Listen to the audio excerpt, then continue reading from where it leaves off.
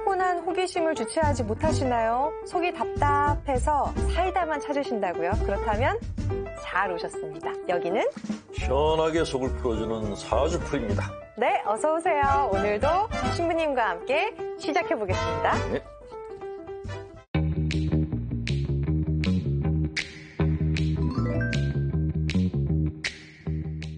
사랑은 언제나 오래 참고 뭐 생겼어요? 사랑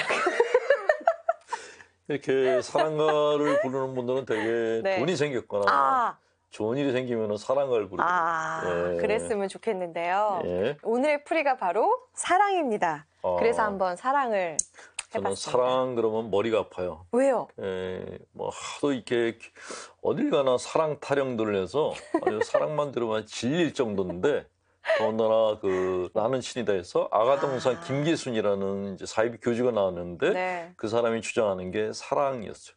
그쪽이랑 하지 마세요. 그 사랑 내가 니들을 사랑하기 때문에 때리는 거야 그러면서 신도들을 폭력을 해서 그런 걸 보다 보니까 사랑이라는 게 참 지겨운거구나 하는 생각이 들더라고요. 그건 진짜 맞아야 돼. 맞아야 돼. 네. 신부님은 그러면은 사랑이 지긋지긋하시지만 그 사랑을 뭐라고 생각하세요? 사랑은 사람을 살리는 힘이다라고 생각하는데 네. 캘카타의 마더 데레사 수녀님 지금 성인 되셨죠? 그분이 그런 얘기를 하셨어요.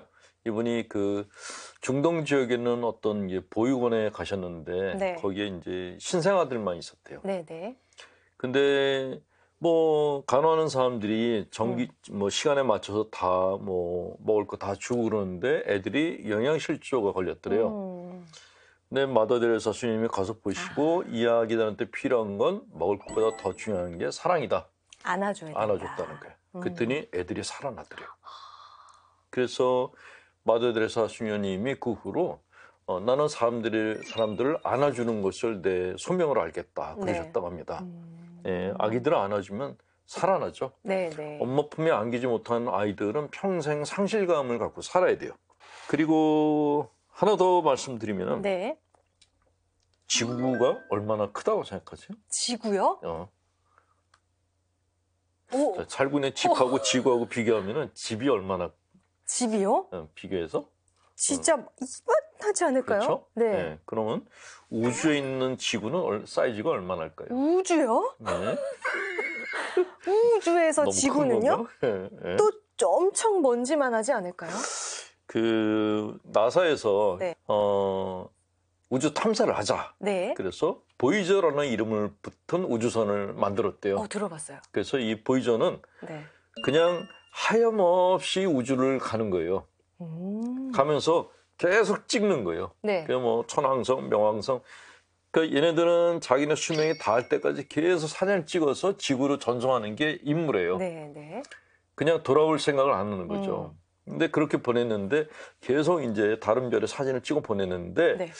작가신 칼 세이건이라고 하는 그런 천문학자가 부탁을 했대요.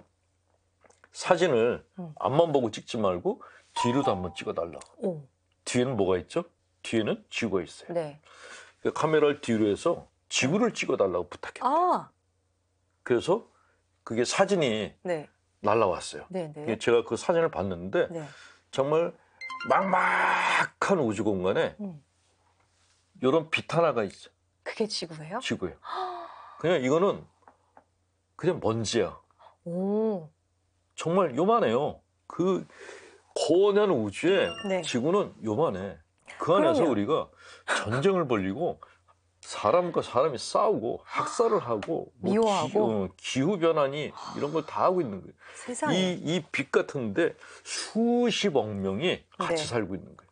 보이지도 않는 지구에서 네. 그 보이지도 않는 거기서 대한민국에서 쌈박질하면서 거기서 뭐 땅 투기니 뭐 사기니 치고 있는 거예요.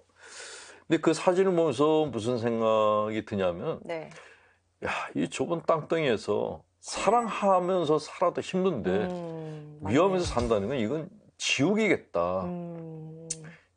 그런 생각이 들더라고요. 그러네요, 진짜. 네. 사람을 천문학을 전공하는 분들은 그런 얘기 하더라고요. 사랑하지 않으면 지구에서 살 수가 없다고. 근데 그 말이 저는 맞다고 생각합니다. 예. 그렇다면 신부님, 사랑은 사람을 살리는 힘이다. 예. 라고 했는데, 그렇다면 완전한 사랑도 있다고 생각하세요? 완전한 사랑. 완전한 퍼펙트. 사랑. 보통 이렇게 연애할 때, 네. 나는 너하고 평생을 다 할 거야. 라고 얘기하잖아요. 네. 자, 제가 질문 드리고 싶은데, 제가 반사. 질문 드린다 그러면 이제. 반사. 예. 아니, 난 배우자가 없으니까 궁금해서 물어보는 거예요. 배우자가 물어보세요. 있는 우리 네네. 빛나 씨한테 네. 지금의 배우자하고 네. 다시 태어나도 또 같이 살 거예요? 노코멘트 하겠습니다. 예, 예. 뭐 내가 이제 부부싸움을 일으킬 이유는 없지만, 예. 사랑해. 예, 완전한 사랑이라는 거는 없다라는 거죠. 왜냐하면 사람의 마음이 누가 그런 얘기를 했어요. 인간은 고슴도치 같다고. 왜요? 고슴도치. 성깔도 있고, 컴플렉스도 있고, 그래서 제 얘기하시는 하나가 건지. 될 수가 없다라고. 그러니까 사람과 사람은 그래서 적당한 거리를 두고 있는 것이 좋다. 그거 중요한 것 같아요. 예, 예. 적당한 거리. 예, 심리학에서도 그런 얘기를 해요. 사람마다 자기가 갖고 있는 경계선이 있는데 그 선을 넘어가면 안 된다고. 상대방의 선을 지켜주는 게 그게 사랑이라고 얘기를 합니다. 네네. 그러니까 우리가 생각하는 사랑은 일심동체. 내가 생각하는 걸 저 사람도 똑같이 생각해야 되고 내가 먹는 걸 똑같이 먹어야 된다라고 생각하는데 아니에요. 그런 사랑은 폭력이에요. 완전한 사랑은 없어요. 네. 그냥 존중, 내가 할 수 있는 것만큼의 존중, 내가 할 수 있는 것만큼의 이해, 이 정도만 해도 대단한 사랑이다라는 생각이 듭니다. 네. 예. 사랑은 어려운 것이고 힘든 것이고 네. 상대방을 인정해주고 적당한 거리가 필요하다. 음. 네, 여기 넘어오지 마세요, 신부님. 예, 그리고 네. 신부들은 사랑에 대한 트라우마 같은 게 있는데 네. 신자분들이 가끔 이렇게 전화 오셔가지고 저는 신부님만 생각해요. 그러면 기쁘지가 않아요. 그래요? 예, 등골이 오싹. 무서워요? 예, 무서워요.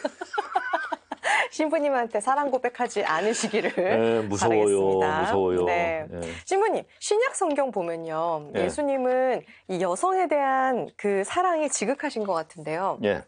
마리아 막달레나나 마르타나 음. 아니면 순환길에 동행하신 이 여성들을 봐도 그렇고요. 예. 예수님이 보여주신 이 여인들에 대한 사랑은 어떻게 봐야 할까요?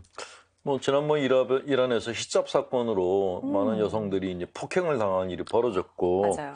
근데 그런 일은 이란뿐만이 아니라 뭐 사우디아라비아, 예멘 이런 나라들에서 여성에 대한 그 차별대가 굉장히 심하다고 합니다. 네. 지금도 그러는데 네. 예수님 당대는 어땠을까요? 어마어마했겠네요. 그렇죠.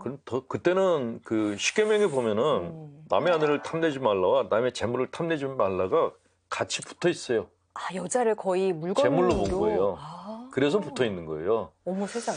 그러니까 그 당시에 남자들이 네. 이혼을 하는데 우리 같이 뭐 법원에 가고 이게 아니고 그냥 이혼장을 써준대요. 네. 정확하게 말하면 소방 마친다 그러죠. 소방. 나가 이거네요. 나가. 네, 그러니까 밥을 못했으므로 어머. 그 쓰고 그냥 주면은 그냥 쫓겨나는 거래요. 뭐 위자료 이런 것도 없이 그런 식으로 자기하고 같이 살던 여인들을 네. 버렸다는 거예요. 그걸 보고 예수님이 그래서 경고를 하신 거예요. 남의 여자를 보고 음란한 생각을 먹어도 그건 음란죄를 범한 거다. 그러니까 자기 와이프를 버린 놈들이 왜 버렸겠어요? 다른 사람한테 마음이 간 거죠. 그래서 그렇게 경고를 하신 것이고 그리고 예수님께서 여성들을 가까이 하신 것이 네.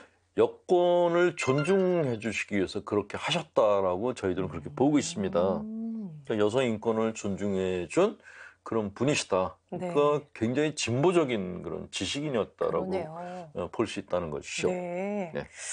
요즘에 또 뉴스를 보면요. 네. 스토킹으로 인한 사건, 사고가 굉장히 많습니다. 네. 내용을 들여다보면은 이게 사랑과 집착을 헷갈려서 그런 사람들이 범죄를 저지르는 건데, 신부님, 이런 일이 대체 왜 생기는 걸까요? 스토킹 같은 경우에는 그냥 타인에 대해 다른 사람이 날 싫어하건 말건 그건 상관이 없는 거죠. 그냥 내 욕구가 채워져야 된다. 네. 그러니까 저 사람이 싫고 말고는 중요하지 않고 내가 저 사람을 가까이 하고 싶다는 욕구만이 중요하다고 생각하기 때문에 굉장히 이기적인 사람들이 스토킹을 한다고 그래요. 자기 생각만 하는 거네요. 그렇죠. 자기 생각만 하는 건데 네. 그 굉장히 유아적인 사고방식이죠. 그러니까 보통 그런 사람들의 지적 능력이 그러니까 IQ는 높은데 네. 정서적인 지능이 떨어지는 경우가 많다고 합니다. 공부는 되게 잘하는데 네. 다른 다른 사람이 아픈 거를 공감을 못하는 사람들이 정말 많아요. EQ가 없는 거죠. 그치, EQ가 네. 없는 네. 거죠. 이게 입시제도가 과열되면서부터 생긴 현상이라고 하는데 엄마들이 어릴 때부터 애들이 성적만 좋으면은 나머지는 다 넘어가 주는 거예요. 그러니까 인성 부분은 아예 따지질 않는 겁니다. 다 엄마가 해줄게. 그렇죠. 이렇게 되는 거죠. 그렇게 하다 보니까 아이들이 공부만 하면 되니까 인성 부분이 모자라니까 그런 아이들이 나이를 먹고 나면은 세상에 나밖에 없는 거예요. 그러니까 다른 아이들은 중요하지 않은 거죠. 그러니까 자기 마음대로 하고 싶어 하는 거예요. 그래서 생기는 게 스토킹이라는 거죠. 그래서 상대방이 싫어하면 물러날 줄 알아야 되는데 네네. 네가 감히 나를 거부해? 그래서 폭력을 행사하고 심지어는 살인을 하는 그런 일들이 벌어지는 거죠. 근데 그렇게 그런 스토킹 범죄가 생기는 거는 네. 사실은 과보 때문에 생겼다라고 그렇게 이야기들 합니다. 네. 저는 반려견을 키웁니다. 우울할 때 반려견을 안고 있으면 마음이 편안해지는 것을 느낍니다. 그런데 성경을 보면 개에 대해 안 좋은 구절이 많은 것 같습니다. 마태복음을 보면 거룩한 것을 개에게 주지 말라고 하고 신명기에도 개같이 번 돈을 하느님에게 바치지 말라는 얘기가 나옵니다. 개는 왜 부정적으로 묘사됐나요? 라고 이서영 요한나님께서 보내셨는데 이분은 반려인이시네요. 진짜 반려인. 네. 일단 구약시대 때는 지금과 같은 그런 문화적 수준을 갖지 않았다는 거를 먼저 유념하셔야 돼요. 네. 그러니까 그 당시 사람들이 지금 사람들하고 똑같은 그런 관점으로 개를 보지 않았다라는 거죠. 그 당시에는 개는 그냥 개였어요. 반려견이 아니었단 말이죠. 그냥 집에서 키우는 그런 게 아니고. 네. 그러니까 아까도 얘기했지만은 그 당시에는 여자들도 맞아요, 재물과 맞아요. 동일시했잖아요. 그러니까 사람도 물건 취급했는데 개는 어떻게 바뀌었어요? 그러네요. 개도 그냥 소나 닭이나 양 이런 거와 마찬가지로 재산 중에 하나였을 네. 뿐이라는 거죠. 그 당시 사람들의 관점으로 볼 때에는 개는 그냥 사람이 먹다 버린 걸 주워 먹는 동물, 그 정도 관점이었다라는 네. 거죠. 지금같이 개를 데려다 반려견으로 쓰고 그런 문화가 아니었다라는, 그런 문화의 관점에서 네. 개에 대해서 안 좋은 얘기를 썼다라고 이해를 하실 필요가 있고, 네. 근데 개는 굉장히 중요한 것이 사람이 이렇게 사람 마음을 갖다 치유하는 대상들이 이렇게 등급이 있어요. 사람 마음이 가장 약할 때에는 네. 어떤 것으로부터 위안을 받냐 하면은 신경 안 써도 되는 거. 예를 내가 들면요? 물도 안 줘도 되고 음식도 안 줘도 되는데 내 옆에 항상 있을 수 있는 게 뭐가 있죠? 식물도 아니고? 아니고 돌. 돌! 음. 돌 좋아하시는 분들? 많죠. 네, 맞아요. 왜 돌을 좋아할까요? 늘 한결 같아서? 그 자리. 신경 안 써도 돼. 신경 안 써도 돼서. 개를 키우면은 외출을 못해. 휴가를 못 가. 맞아요. 꽃을 키워도 돌 못 좋다. 나가. 신경 쓰여서. 근데 돌은 얘는 먹을 거 달라고 하지도 않아. 맞네요. 바가지도 안 긁고. 닦아만 주면 돼. 그냥 안 닦아줘도 돼. 안 닦아도 돼요? 안 주고. 근데 자아가 조금 더 건강해지면 사람들이 이제 마음이 힘이 생기고 여유가 생기잖아요. 네. 그러면 꽃을 키우고 싶어. 꽃, 꽃은 피를 흘리지 않아. 나무, 이런. 그리고 얘가 배고프다고 울질 않아. 맞아요. 물을 안 주면은 그냥 가만히 있다가 시들어 죽어요. 네네. 근데 시체가 되진 않아. 맞아요. 거름이 되죠. 그러니까 약간 힘이 생기면은 식물들을 키우는 거예요. 근데 식물들을 키우다가 네. 뭔가 이렇게 감정적인 반응을 느끼고 싶어. 식물이 내가 방에 들었는데 식물들이 하이 그러면 손을 들어주지도 않는단 말이죠.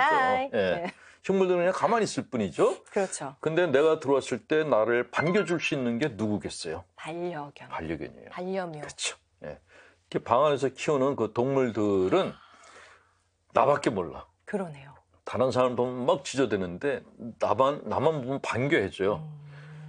집에 가면은 애들도 와이프도 날 쳐다도 안 보는데 걔는 나를 보면 와서 앵겨. 그러니까 남자들이 집에서 개를 키우는 거예요. 그래서 반려견이라고 그러고 네네. 그 반려견들은 우울증 환자들한테 필수적인 그런 되게 동반자? 좋대요. 네네. 그렇게 얘기를 합니다. 네. 개들이 실제로 우울증을 많이 고쳐준대요. 개들은 항상 나만 바라보고 있거든요. 맞아요. 우울증이라는 거는 왜 사람들이 나를 쳐다보지 않지 하는 그런 데 생기는 거기 때문에 항상 나를 바라봐주는 누군가가 있으면 치유가 네. 된다는 거죠. 네네. 그래서 개들을 키워요. 근데 거기서 조금 더 힘이 생겨. 네. 개하고 대화를 할 수는 없잖아요. 개하고 술 한잔 하면서 철학적인 논의를 할 수는 없어. 그렇죠. 개하고 인생에 대해서 대화를 할 수는 없어. 이제 힘이 좀 생기면은 그런 대화를 하고 싶은 상대를 찾아요. 그래서 친구를 만드는 거예요. 그래서 동물위해가 사람인 거예요. 네. 근데 사람들하고 이렇게 막 대화를 하는데 네. 맨날 친한 사람들하고 노는 게 좀 이게 뭐 좀 지루해. 좀 이렇게 낯선 데 가가지고 낯선 사람들하고 부딪히며 살고 싶어. 네. 그래서 여행을 떠나서 낯선 사람을 만나는 게 그 다 고 윗단계예요. 그리고 그 더 윗단계가 있는데 네. 내가 누구지? 나는 세계 평화를 위해서 일하고 싶어 라는 영적인 욕구가 올라올 때가 있어요. 그때 그 사람들이 왼수들을 만나러 다녀요. 왼수요? 예, 화해를 하러. 화해를 하러. 그게 이제 맨 꼭대기 단계고 그 꼭대기 단계에 올라간 사람을 우리는 세인트, 성인들이라고 부르는 거예요. 그렇군요. 이 등급이 자아 상태가 얼마나 힘이 있는가에 의해서 이 등급이 나눠준다는 거예요. 네네네. 그러니까 내가 어디에 마음이 꽂혀 있는가를 보면은 내 마음이 어느 정도 건강하고 힘이 있는지가 가늠이 돼요. 어디에 관심 있어요? 저는 돌에 관심을 좀 가져봐야 될 것 같아요. 돌. 네. 예. 자, 이렇게 이 시간은 여러분의 참여로 꾸려지는 시간입니다. 홈페이지에 사연과 신청 남겨주시면은 저희가 시원하게 풀어드릴게요. 오늘 여기서 인사드립니다. 고맙습니다.